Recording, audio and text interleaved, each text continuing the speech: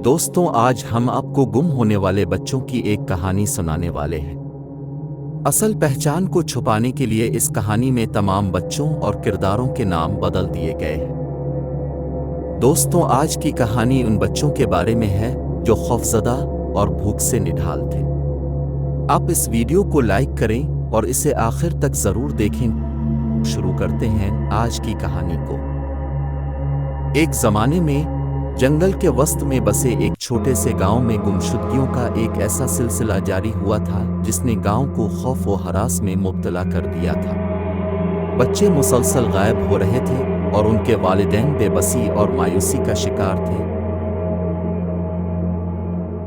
लापता होने वाली पहली बच्ची, जिसका नाम नादिया था, वो अपनी सहेलियों के साथ पार्क में खेल रही थी कि अचानक हुआ में गायब हो गई और उसके वालिदैन ने पार्क, जंगल और पूरे गांव में इसको तलाश किया, लेकिन इसका कोई नामो निशान नहीं मिला।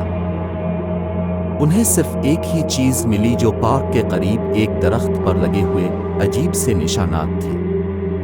ये ऐसे निशानात थे जिसे कोई नहीं पहचानता था और उन निशानात ने हर इस शख्स की रीढ़ की हड्डी पर असर डाला जिसने इसे देखा था। जैसे जैसे दिन गुजरते गए, मजीद बच्चे गायब होते गए और ये निशानात गांव के आसपास के मुख्तलिफ मकामात पर नमूदार होते गए।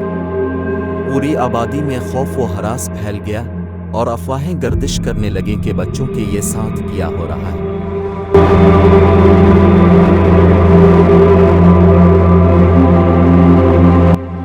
एक दिन सलीम नाम का एक लड़का जंगल में खेल रहा था कि इसने एक सदियों पुराने घर को देखा।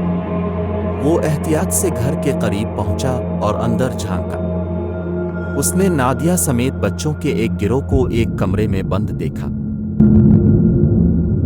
वो खौफजदा और भूखे लग रहे थे और सलीम जानता था कि उसे इन बच्चों को बचाना है। सलीम वापस गांव की तरफ भागा और गांव वालों को बताया जो कुछ उसने देखा था। फिर कुछ लोग इस घर की तरफ रवाना हुए और उन्होंने गुमशुदा बच्चों को अंदर पाया, जैसा कि सलीम ने बयान किया था। उस वक्त वो सब बच्चे गैर महफूज और खौफजदा थे। फिर इन गुमशुदगियों की तहकीकात के नतीजे में एक ऐसे गिरोह का पता चला जो जंगल में काला जादू करते थे। वो बच्चों को टाफियों और खिलौनों के बहाने यहाँ लेकर आए थे, फिर उन्हें किसी दूसरी दुनिया से बुरी रूहों को बुलाने के लिए इस्तेमाल किया जाता था। शहर के आसपास जो निशानात दिखाई दे रहे थे वो इसी जादू का हिस्सा थे। फिर गांव वालों ने बच्चों को अगवा करने वाले इस गिरोह को गिरफ्तार किया और उन पर अगवा और काला जादू करने का इल्जाम आयद किया और बच्चों को उनके माँ बाप के हवाले कर दिया गया। लेकिन लापता होने वाले बच्चे सालों तक इस बात को ना भूल पाए। बरसों बाद सलीम एक जासूस बन गया और उसने अपनी पूरी जिंदगी इस तरह के जराइम को हल करने के लिए और लोगों की मदद के लिए वक्फ कर दी।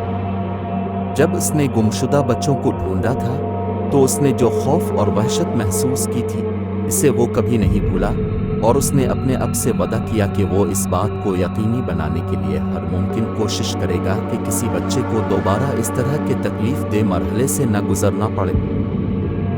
जहाँ तक गांव का ताल्लुक है, ये आहिस्ता आहिस्ता माजी के उन दागों से निकल चुके थे, लेकिन पार्क में लगे हुए दरख्त पर निशानात अभी तक बाकी हैं, जो इस बुराई की याद दहानी है जिसने किसी दौर में इस गांव के बच्चों और उनके वालिदैन को मुश्किलात से दोचार किया था।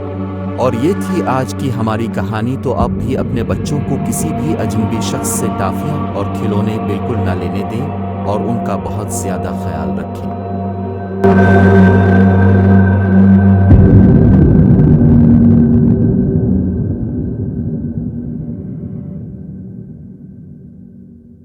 आपने हमारी वीडियो को लाइक नहीं किया तो आप अभी उसे लाइक कर लें, और अगर आप हमारे चैनल पर नए हैं, हमारे चैनल को सब्सक्राइब भी कर लें और आइंदा आने वाली दिलचस्प कहानियों के नोटिफिकेशन के लिए बेल आइकन को प्रेस करना ना भूलें। अल्लाह हाफिज।